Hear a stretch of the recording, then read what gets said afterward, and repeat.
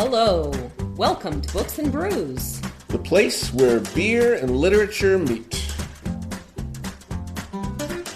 with your host, certified Cicerone Michael Agnew. And Laura Vosica, author of the Bluebells Chronicles.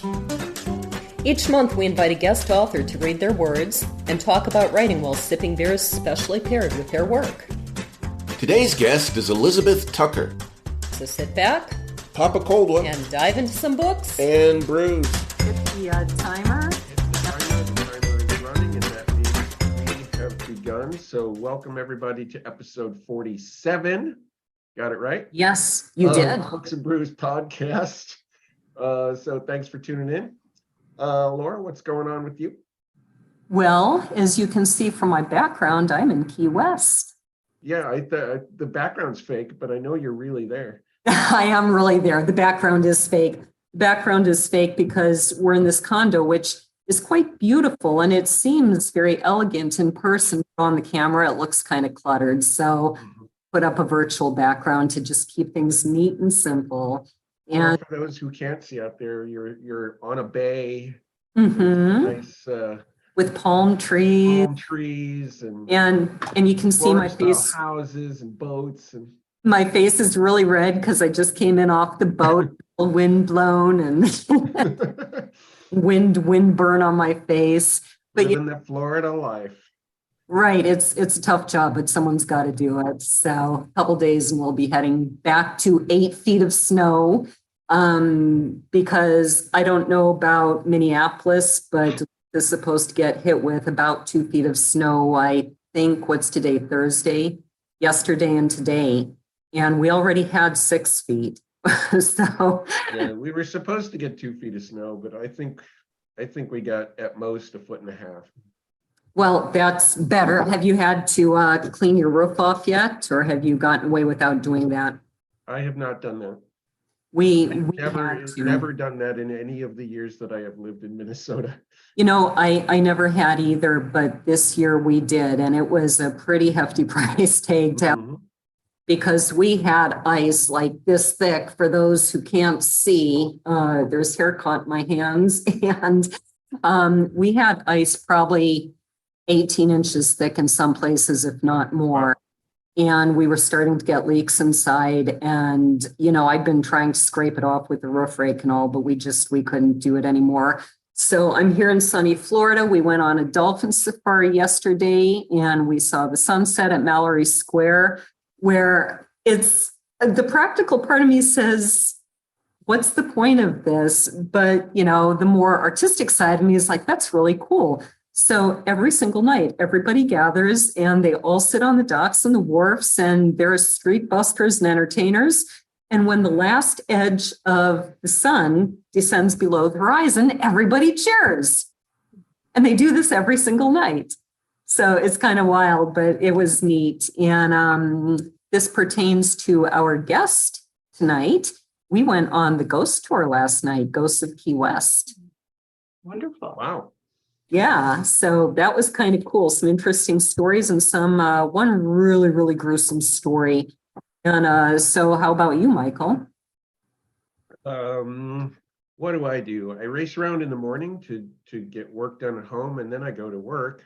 And I come home at 10 and I have a beer and I go to bed. That's pretty much my life these days. Well, there is a medieval concept of the Wheel of Fortune, and it's an actual engraving, you know, with the king on the top and the peasant on the bottom. But the idea is the wheel is always turning. What's really bumming me out, though, is so I work 4 days a week and my shifts are 2 to 10 usually. Okay.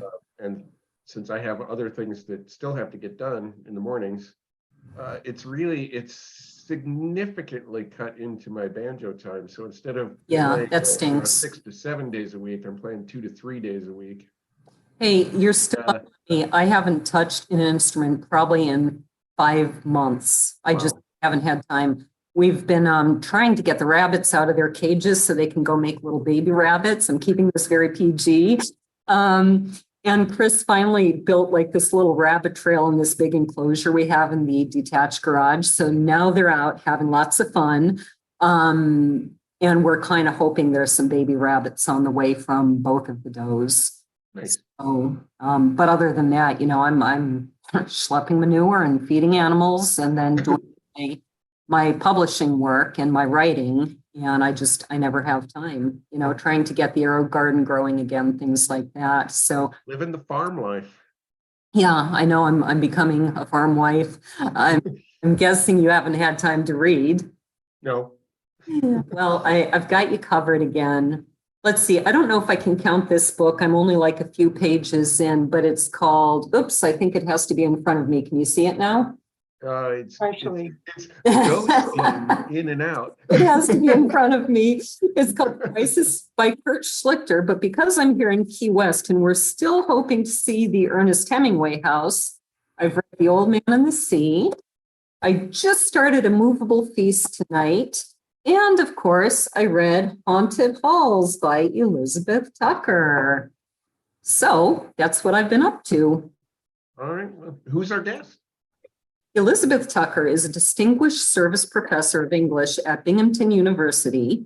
She specializes in children's and adolescents folklore, folklore of the supernatural, and legends. Her books include Campus Legends, a handbook, Haunted Halls, Ghostlore of American College Campuses, Children's Folklore, a handbook, Haunted Southern Tier, and New York State Folklife Reader, Diverse Voices, co-edited with Ellen McHale. She is co-author of Legend Trips, a Contemporary Legend Handbook, and she has edited Children's Folklore Review and served as president of, I lost my place, of the International Society for Contemporary Legend Research and the Children's Folklore section of the American Folklore Society. She is also a fellow of the American Folklore Society. For several years, she has written a column on play for the International Journal of Play. She loves to go travel and go on legend trips, and I'm right there with you. So, Libby, I'm really excited to have you here because, in part, it's nice to meet you. I'll just put this out for the audience. Libby is you're more or less my mother-in-law, right? Mm-hmm. Yeah, more or less. I'm proud to be your mother-in-law. Thank you. But also because my son Matthew went to St. Mary's College in Winona, Minnesota, and that has a reputation. Are you familiar with it? Yes. Okay. Yeah. So for I think we're up to 6.98 million. It's growing a little more slowly, that is one of the most haunted colleges in America and in the United States. And my son was an RA in the most haunted hall there, which I can never remember the name. I think it's Heffernan. Do you happen to know, Libby? I looked it up. That was not one of the colleges where I did research on Ghostlore, but You're right. It's known as one of the most haunted campuses, and the kinds of stories it has are pretty characteristic of the sorts of stories that you find on campus. Right. Yeah, you talked about that in your book, how they tend to fall into categories. So, I talked to him about it this week, just kind of verifying, and he said he never saw anything, but he definitely had told me about some very uncomfortable experiences. And he has a friend who, in fact, he met this friend exactly because of this experience where his first night there, all of a sudden, he just got the creepiest feeling at a very specific location by his window. And I don't think he'd ever experienced this. So he's not prone to just flipping out, but he got really nervous and he started praying. And you talk about this in your book about responding with religious, actions. And the next morning, this guy he didn't know, who became one of his best friends, knocked on his door and he said, might sound weird, but I've been seeing things since I was very, very young. And there was a huge dark black shadow outside your window about such and such time last night. And all of a sudden it just shot off and ran away and didn't come back. So, and they matched the times up and it was exactly the time Matthew was sensing that. So, and then he was not happy when he got assigned to Heffernan, but I think he did okay there apart from, maybe some uncomfortable feelings. But anyway, that's Libby, our guest today. So, welcome. Yeah, I think, Michael, that brings us to the first beer already. So as a disclaimer, I once again this month do not have any of the beers that we are that I have paired with these readings. Instead, I am drinking Black Rice Ale from Anderson Valley Brewing Company, which has nothing to do with any of the stories that we're reading. It's just I'm drinking Dragon's Milk. you've got the big, bold, boozy beer. Right. It's at least mysterious, like legends and myths. So it's kind of sort of. So all three of our pairings today are IPAs to start with, because that's all anybody drinks these days. And they are all beer name pairings. So I've paired based on the name of the beer to go with various themes in each of the readings. So since I don't have them, and since I've never had them and can't even get them here, I can't go into detail describing them. So I'll just say what they are. So for this first reading, I've picked a beer called Phantom Bride IPA from Belching Beaver Brewery in San Diego, California. I went with this one for reasons that should become obvious momentarily. Phantom Bride IPA. Libby, go ahead with reading number 1, Wedding Cake. Thank you so much, Laura, and thank you very much for that lovely introduction. I really appreciate it. I'm very honored to be on your podcast. Thank you. Great to meet you, and I'm excited about the Phantom Bride IPA. I've got to find it somehow and order it, though I don't know that we have it in this area here. So what I'd like to do, if it's okay with you, is partially read and partially talk about the story, because I'm a folklorist, and we usually, we do oral narrative, not so much reading of things. But I'll start with reading a version of the Wedding Cake House story that I collected in 2005 from my friend Alyssa Henkin, who used to be a professor of folklore at the University of Georgia in Athens. And she had been teaching there for a long time and had heard from many, many students of hers that the Alpha Delta Gamma house at University of Georgia was haunted. It was haunted in a very particular way. People called it the Wedding Cake House. I wish I had a picture of it to flash on the screen, but I don't have one as a JPEG that I could try to screen share. But anyway, it's a very elaborate house. You have to picture a house kind of like Tara and Gone with the Wind, lots of columns, very ornate, with a top floor, which looks kind of like the top layer of a wedding cake. So the story goes, a young woman's father gave this house as a present to the bride and her fiancé. On the day of the wedding, the groom didn't show up. So the young woman went upstairs and hanged herself in the attic. It turned out that the groom had been delayed because a bridge was out. Now, any girl who lives in the room in which the young woman hanged herself will get lavaliered, pinned, or engaged. So the ghost is looking out for the girl's romantic welfare. Sorority members and their friends know this legend. So do people who tour the campus. So this is an extremely famous legend, and students there tend to believe it is absolutely true. Laura, similar to the experience that your son told you about, the shadow experience, which sounded so frightening and compelling. Most He of was the stories, terrified. yeah, I would have been too. And this is a different subject, but shadow stories are increasing. It makes you wonder what's happening in this world. I Really? about that once. We could talk more about that later if you like. But Yeah, I would love to. great, yeah.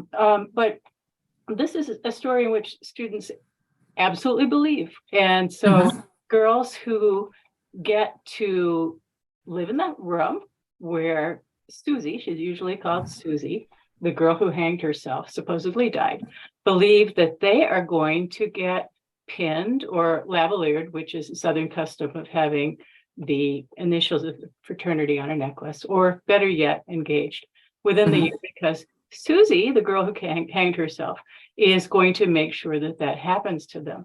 I find this especially interesting because it raises the possibility that Suzie is not just a helpful ghost, as the story says, but also a rather malicious ghost.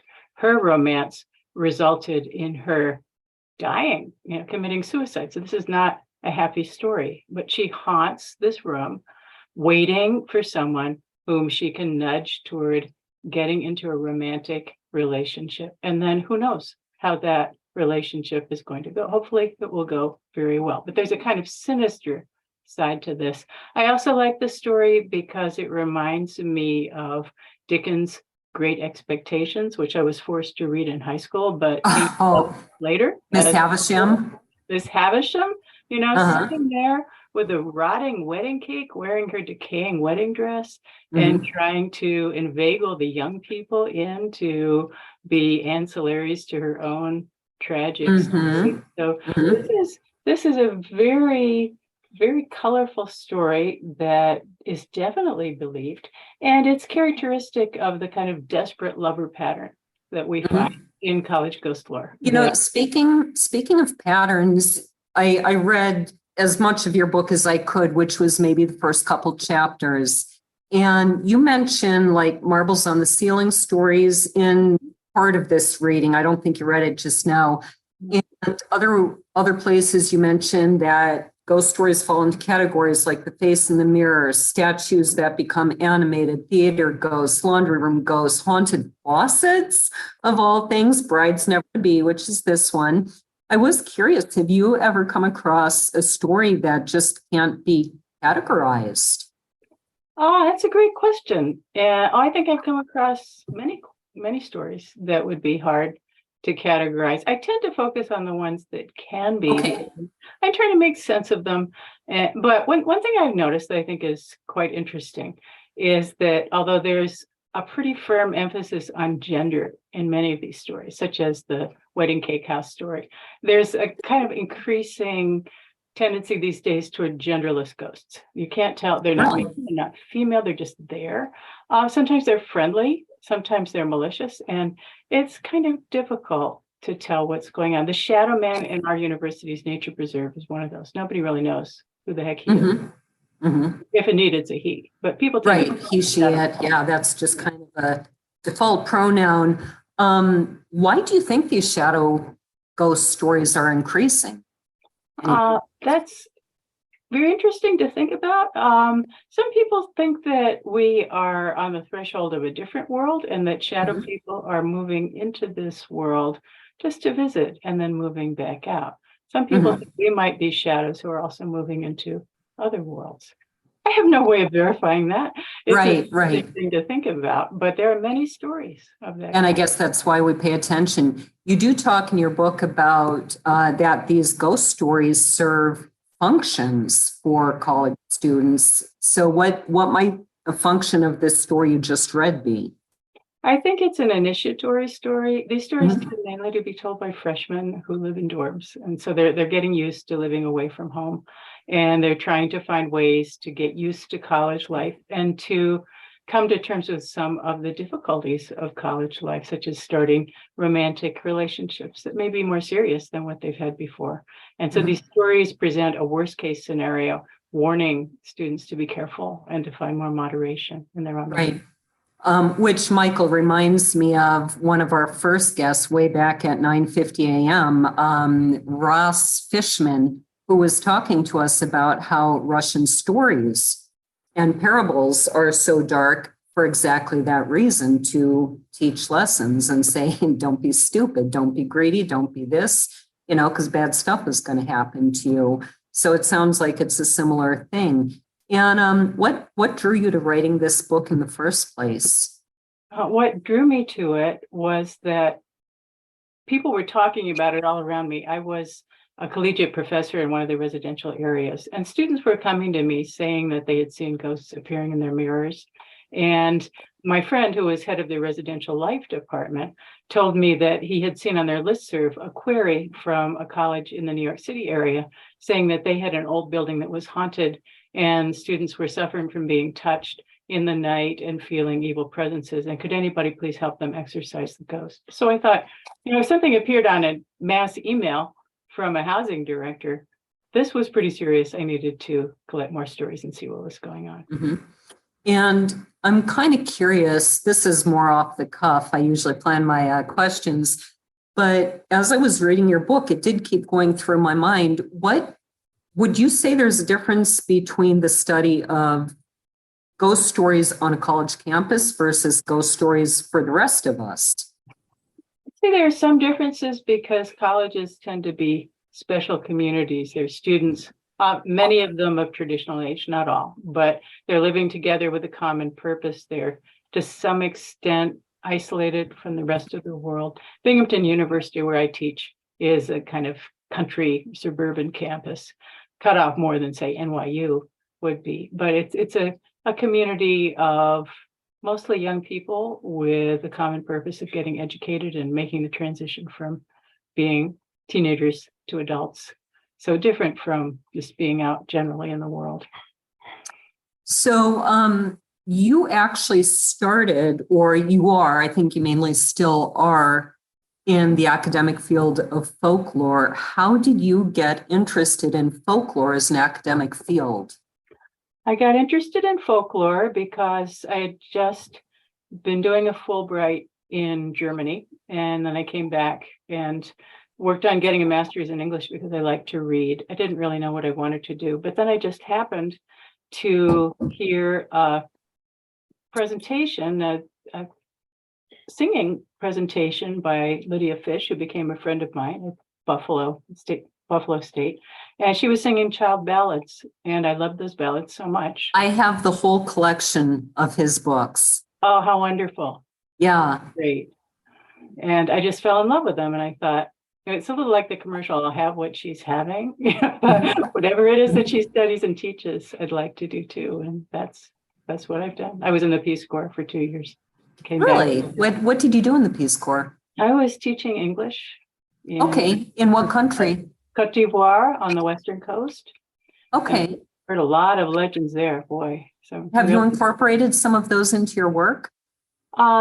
Not so much. No, I had thought originally of becoming an Africanist, but then I realized that wasn't the right thing for me to do, because at that time, young Africans were becoming more in charge of their own universities, and I didn't feel it was appropriate for me to step in. I have one last question in this segment before we go on to beer number 2. I read the story of Condi Cunningham, who was running around the hall in her flaming gown because she accidentally set a fire, baked fudge or something, and she died in the fire. And I was thinking, well, we could warn kids about not lighting your hall on fire. In fact, we could just talk about our own experience. In fact, my freshman dorm did go on fire. Wow.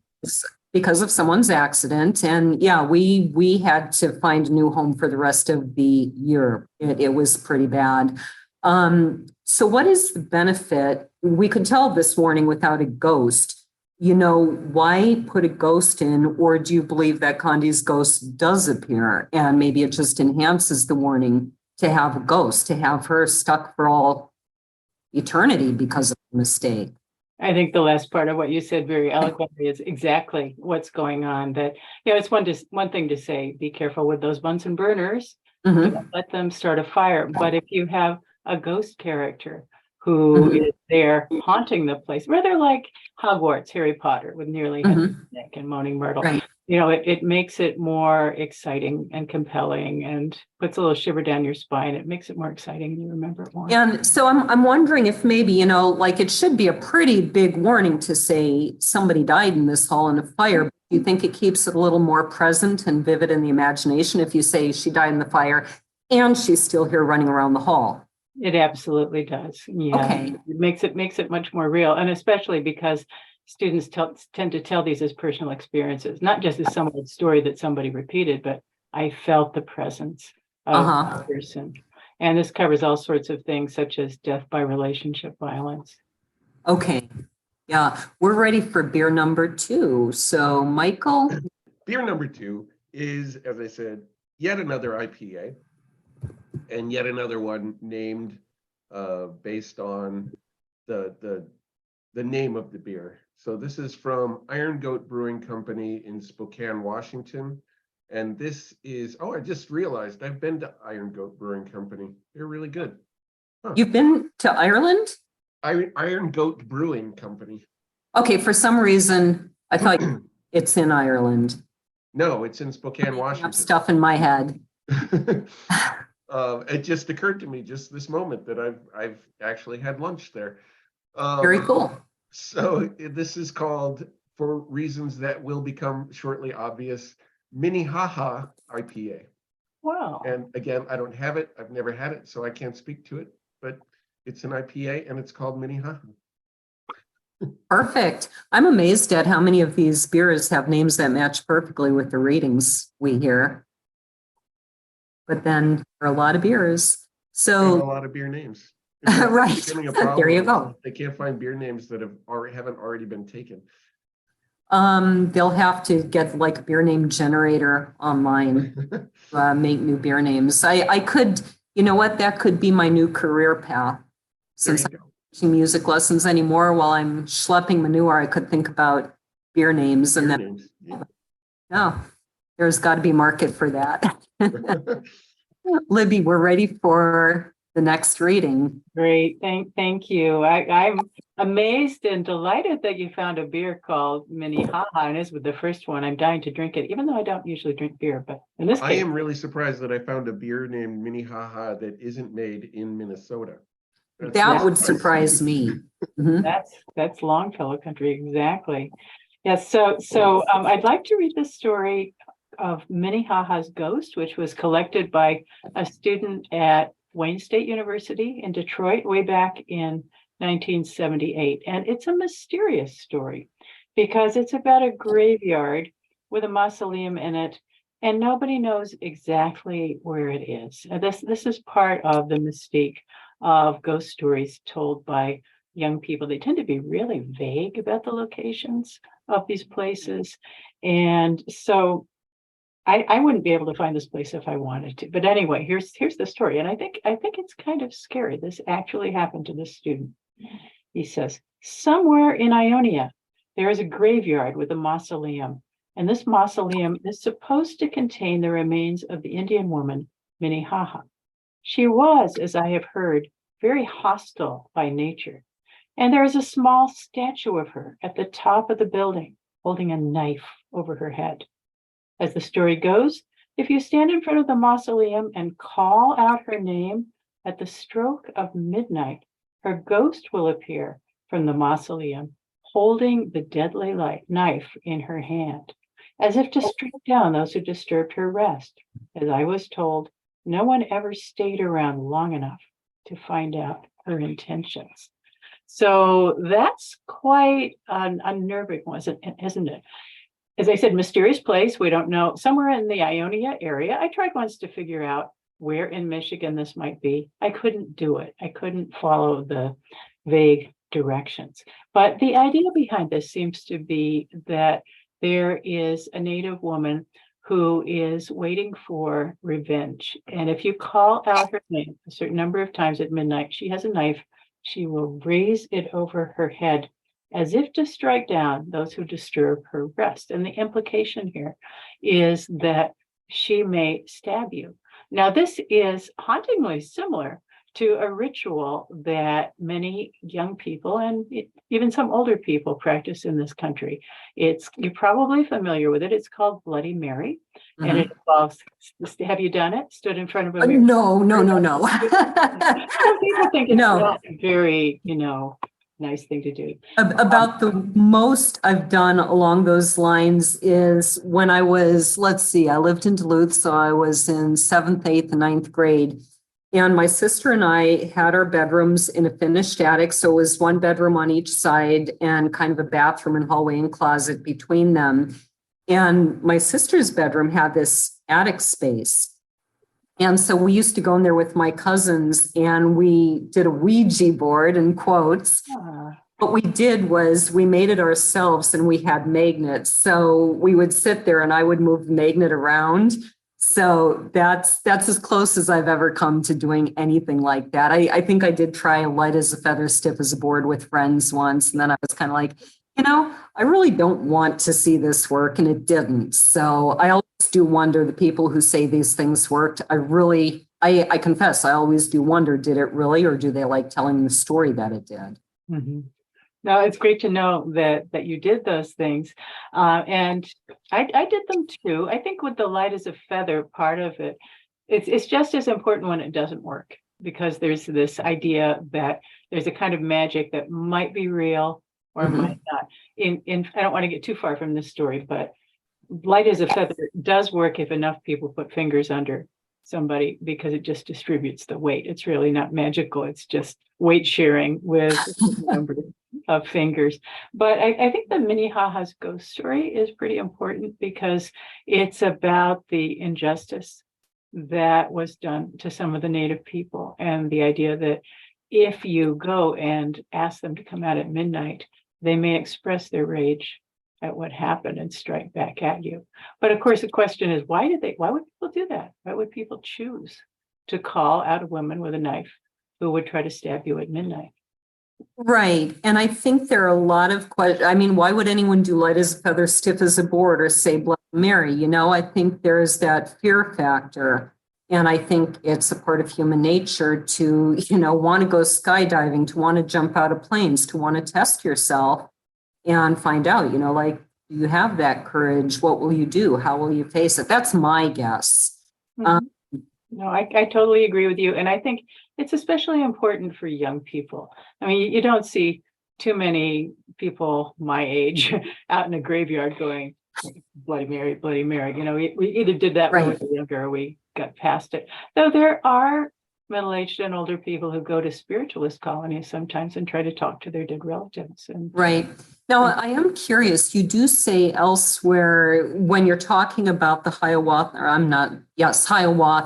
Minnehaha, and this is kind of close to home because, of course, we are, the land of the sparkling waters. We have Minnehaha Falls right there in Minneapolis. I can't say here because I don't live there anymore, but you do say in the book that there was also this element of the story that Nokomis, who was Hiawatha's grandmother, warned Hiawatha against Minnehaha. Excuse me, there goes the beer, against Minnehaha. So do you think that might be a part of her anger too, that she was kind of mistreated in life and, told she wasn't worthy? Yes, I'm glad you brought that up. I think that's definitely part of it. And the warning was because Minnehaha was from a different group of people. And so they didn't trust her as much as somebody that they would have known well, or they would have thought would be more appropriate as somebody to get close to. So sure, that would seem to be part. But of course, so much of it isn't the response or the meaning for the young person who goes out to the place and tries to raise the ghost. What does that person think is going to be the meaning behind and the result of this raising? It varies a lot. And sometimes they don't even question it that much. It's the appeal of a ritual that you're going to, something that, as with light as a feather, might and might not work. And so you're curious and excited. And this kind of thing tends to be best when you go with a group of friends. But with Minnehaha's ghost, it's more the idea that there might be one person going there alone. It takes a lot of bravery to go alone to a graveyard and to try a ritual that might result in something frightening happening, even though most of your brain tells you it's unlikely. It's still scary. And that was what I was just about to ask, of say 100 people who do this over whatever span of time. Do you think that most of them believe it will happen, or do you think most of them are going out there to disprove it? And yet there's this element of fear. What if I'm wrong? Yeah, that's a great question, too. I think that it's on a sliding scale, and it's very unusual to find somebody absolutely believes in ghosts or people who completely have no interest whatsoever. I always find this in my sophomore and junior seminars, Folklore of the Supernatural. I tell them it's fine not to believe. There are just as many different levels of belief as we have students in the class, but they're all curious. They all want to learn, and I try to help them understand the context of the legends and their connection to American history and to different regions in the country, especially New York State, where it is located. Just out of curiosity, again, this is off the script, but do you find that there are different sorts of ghosts or experiences in different regions of the United States? Very much so. Yeah, yes. Particularly in the Northeast, which I know most about because of living here, shoveling through Right. a million blizzards and all that sort of thing. There is if you're thinking of the Native American ghost stories, there's the legacy of those early experiments like Dartmouth College, which was founded for the education of Native American youth, of some of the tragic things that happened where they were trying to make it work, but unfortunately it didn't work as well as they had hoped. So there's that early history in the older Northeastern universities. And then in the South, there's a very strong tradition in supernatural belief, and also some quite old universities. But you get out to California and out to the Northwest, it's different. You know, the schools are newer, and there isn't quite that sense of the early tragic history because the history is different out there. One of the things this story brings up is the question of physical abilities of ghosts. And it was really interesting because last night on the ghost tour, he was talking about the fact that some of these ghostly experiences are just, remnants of an event. They're sort of imprinted like a tape player playing over and over again, whereas some of these involve ghosts or whatever they are that have actual abilities. And so this kind of ties into this.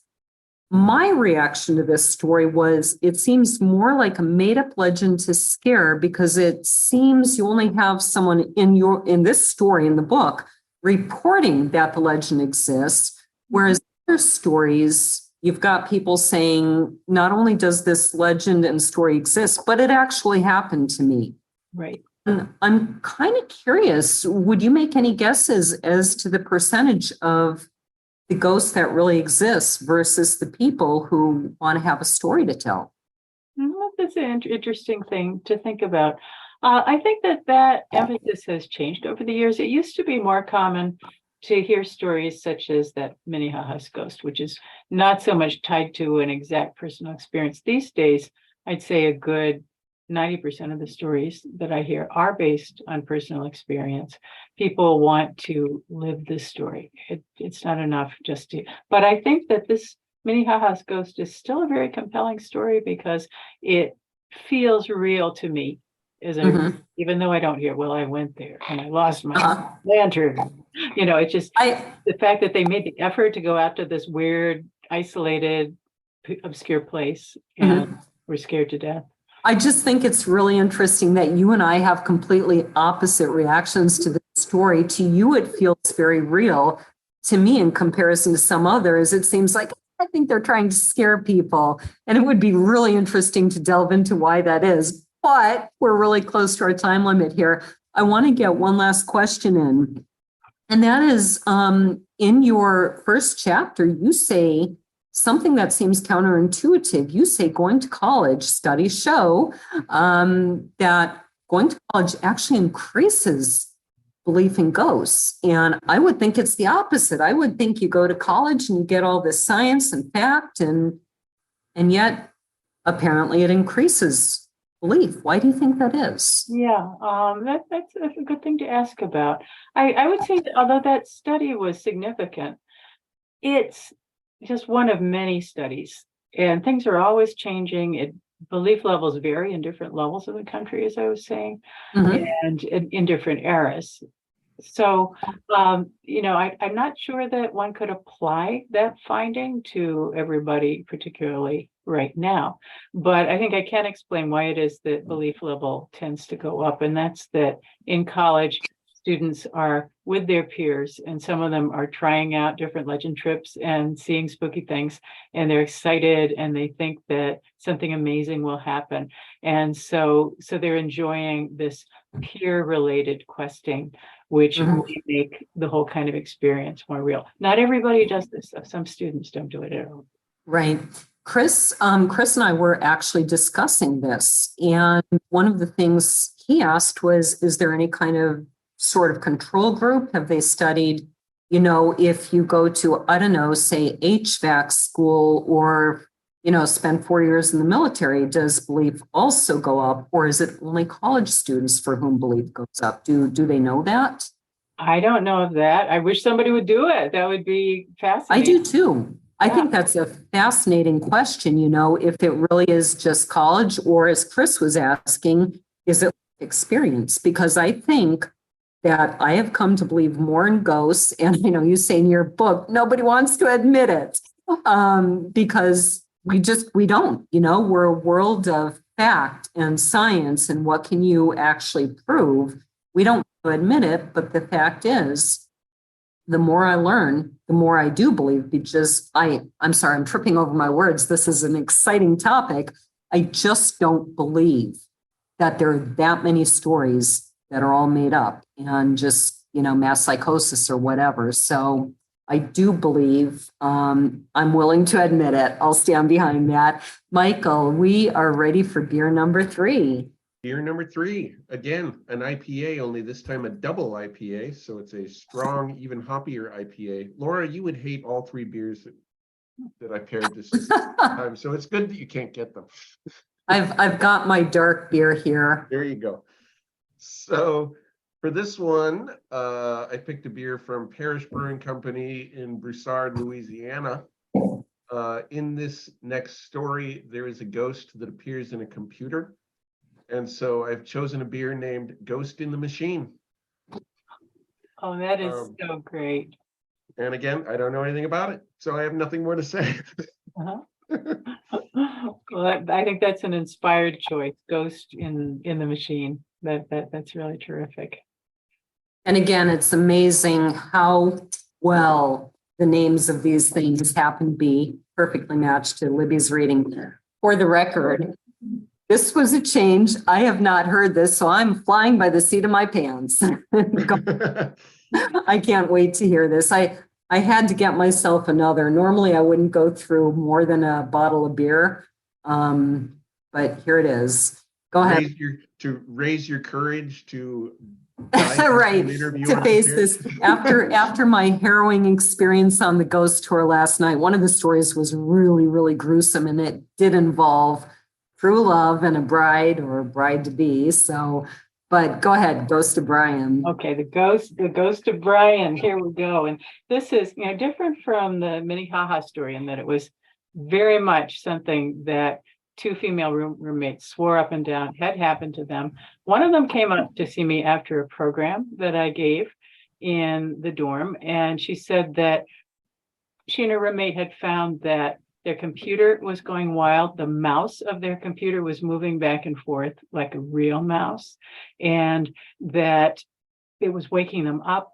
And they were finding that a thermodynamics textbook that one of them had left on the floor kept opening to the same page over and over. And it was always at 3:17 a.m. early. Oh, wow.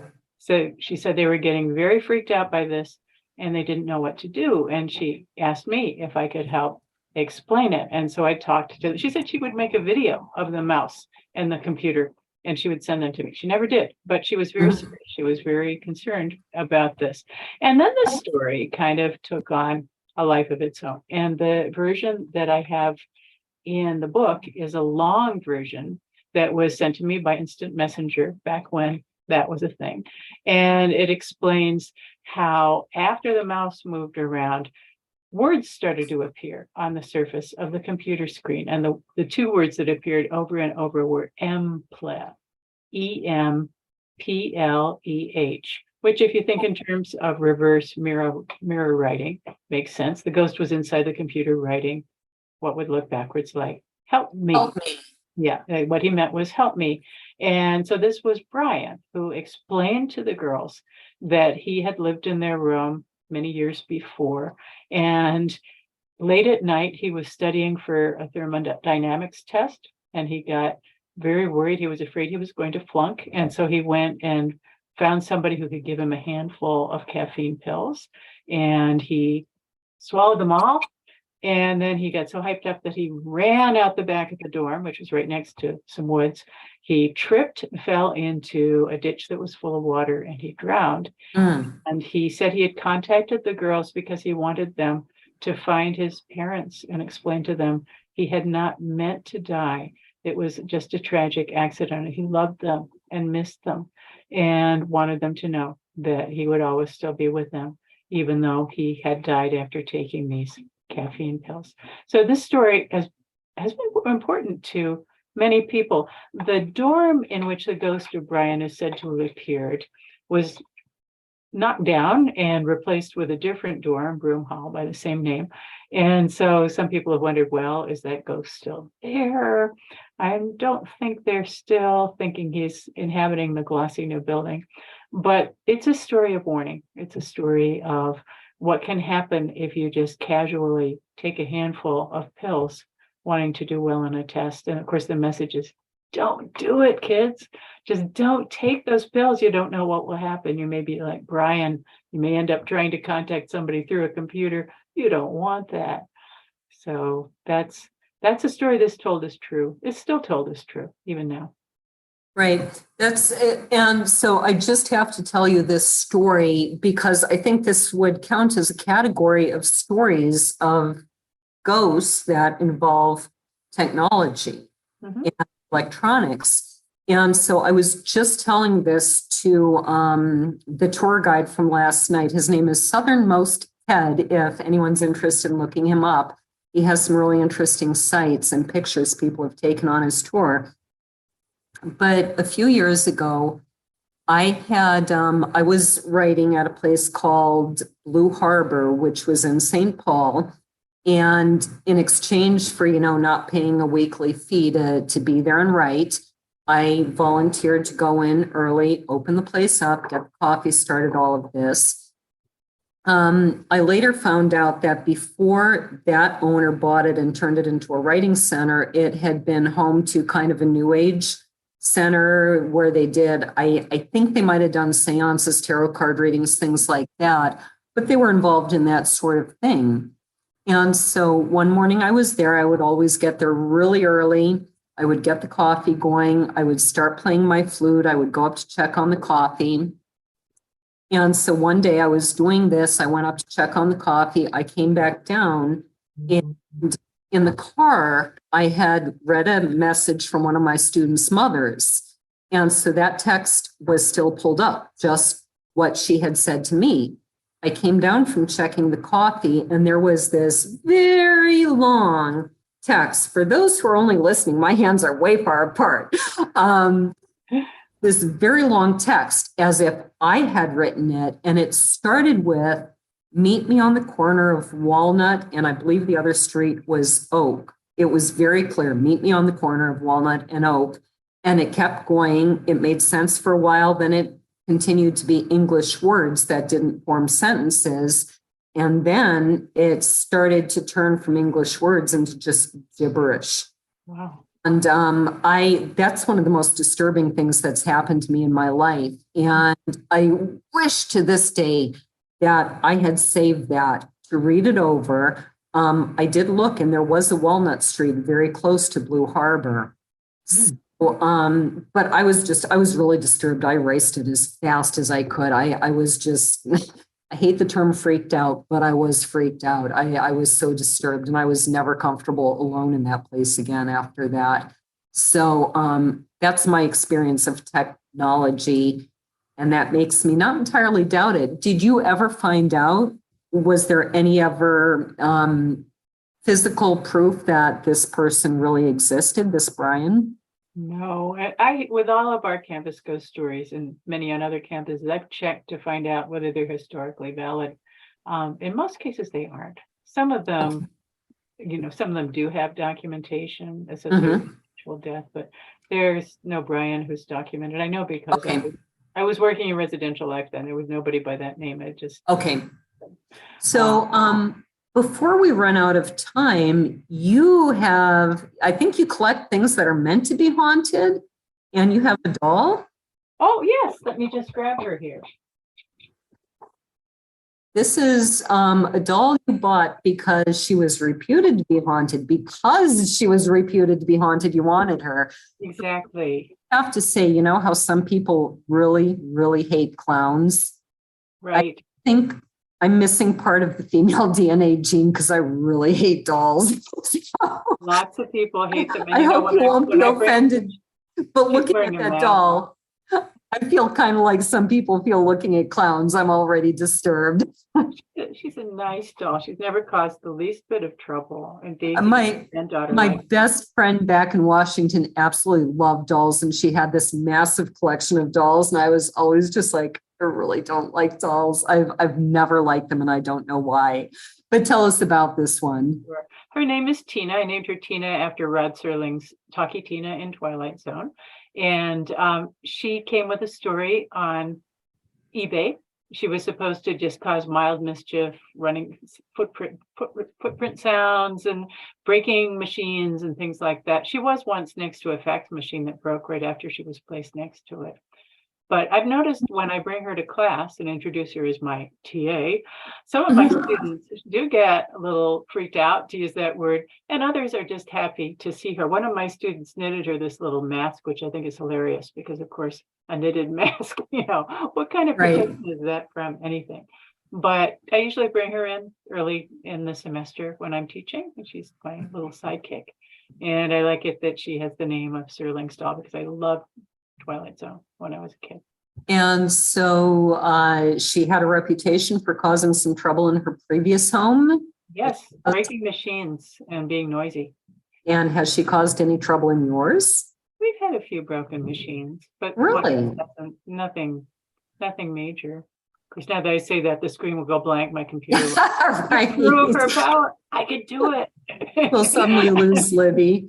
So Michael, I don't know if I've told you this, but since we moved into our house, it's kind of funny. I've been in houses where I feel things and I'm like, I don't want to be here. I do not want to be in this place. I won't buy the house because I feel something in the basement. But in our house that we do have things that appear and disappear. So when we first moved in, this is pretty funny, and I'm going to write a short story called Inebriated Spirits based on this. When we first moved in, a box of wine disappeared, and then our Bailey's Irish cream disappeared. And then a while later, this was like 8 months after we bought our house, our mantle over our fireplace was pretty much bare. And all of a sudden, one day I looked up, I'm like, there's a candle. It's in like a little votive candle in brown glass. It wasn't mine. It wasn't Chris's.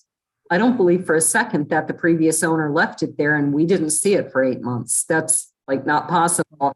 I found a pair of readers that all of a sudden were just on the kitchen counter. They didn't belong to anyone, but they were just suddenly there.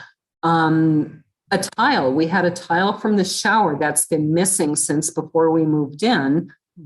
Walked into my closet and it was sitting on my dresser, which was completely bare and had been bare and clean for pretty much the entire time we lived there. So yes, I believe we do have a ghost who likes to play games with us. Mm-hmm. Interestingly enough, it doesn't bother me at all. And I'm the first person who would be bothered by this, but it doesn't. It feels like something benevolent in there.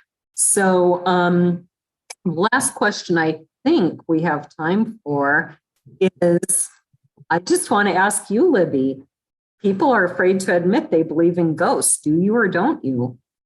I believe that experiences with ghosts are real. Mm-hmm. I hold back from absolutely concluding whether or not the ghosts themselves are real because I don't think it's something I can make a judgment on. But I've had a few ghostly experiences and so have many others. And I think those experiences are real. They're important. They mean a lot to people. And so that's how I see it. Yeah. That's what our tour guide sort of said last night. I mean, he's been investigating ghostly experiences, I think, for 20 years or so. And he's like, I'm a skeptical believer. And that's kind of what I am. Definitely believe these things are happening. And Michael, I'm curious, what is your opinion on ghosts? I have never had any kind of experience even remotely like this. Mm-hmm.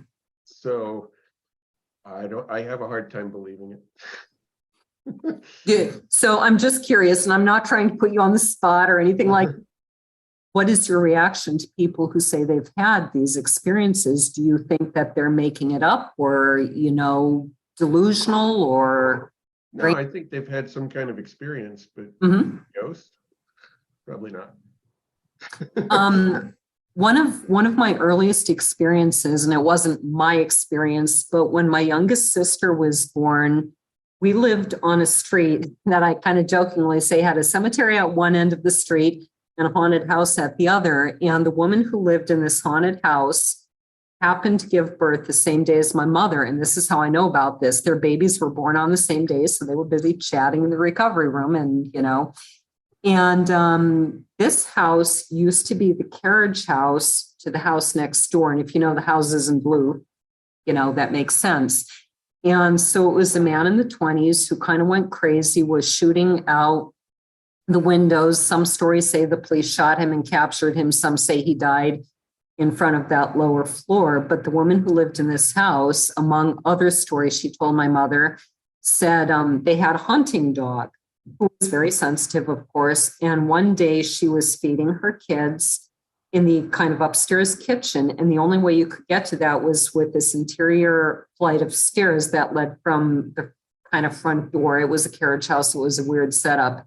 But there was an interior flight of stairs that led up to the kitchen. And she very clearly heard this step, step, step, step on the stairs, and the hunting dog, like all the hair went up on its neck and it was growling at the stairs. And of course she went to see who's coming up my stairs, and there was no one there. And she said there was, the kind of stereotypical blood stain that wouldn't disappear in front of the downstairs fireplace. So I think that was the first time that I really heard from someone I sort of personally knew that I believe they're not making this up. She was, but the end result, and you talk about this in your book, Libby, that people turn, again, as I said at the beginning, to religious means.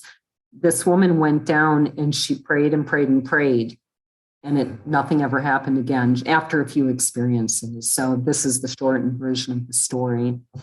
But we are at the end. And so let's see, Libby, do you have any links where people can find you online? My books are on Amazon. Okay. Just look under my name, Elizabeth Tucker. Elizabeth Tucker, right. Yeah, I've been calling you Libby because that's what you go by. But my name, yeah. Elizabeth, right. Michael, where can our 6.99 listeners, because we gained a few, because you're a great guest, Libby. Where can they find you and where can they find us? I am at aperfectpint.net. We are at booksandbrews.net and Book and Brews on Instagram. That's what it's called. And Books and Brews with Laura Vosica and Michael Agnew on Facebook. What about you, Laura? Where are you? I am at lauravosica.com. While we were in Key West, I met a fellow Czech, Bohemian, and he called me Cuz. So we're real cool. My last name is Czech. It is Vosika, Vosika, or as my dad always said, V as in Victor, Osika. So lauravosica.com. I'm on Facebook at laura.vosica.author. My publisher is on Twitter at Gabriel's Horn Books, BKS. And let's see, I think that's all the links. Libby, do you have any upcoming events people could attend? I'm afraid I don't. I'm on sabbatical right now. I'm doing a research project on ghosts related to the COVID pandemic, stories that people are telling. That's very interesting. Yeah, I'm finding stories about ghosts these days that seem like monsters, which is surprising. That's fascinating. I'll be looking into that. Michael, is it a safe bet? Neither. Of course, I have no public events.